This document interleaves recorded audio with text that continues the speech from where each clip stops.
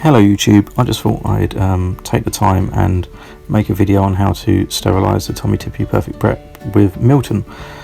I read online that you can use half a tablet of Milton, so I cut this in half, place it in the tank.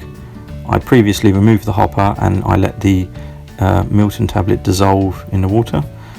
You then run the cleaning process by holding the button for more than 2 seconds.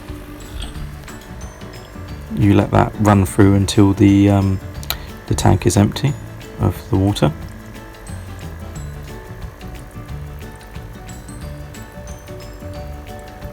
Alright, once the container you're using is very full, you just press the pause button and then of course empty the contents, or of course I just changed the container, and then you just simply press the cleaning button again for 2 seconds. It restarts the cleaning process.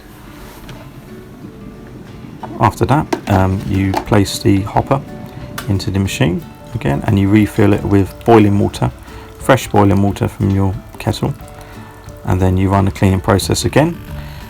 It then becomes very loud here. I apologise, but then I'm just showing that how when it's coming to the end of the cycle in the cleaning process, that when a tank's empty it will sound like this, and then it will switch.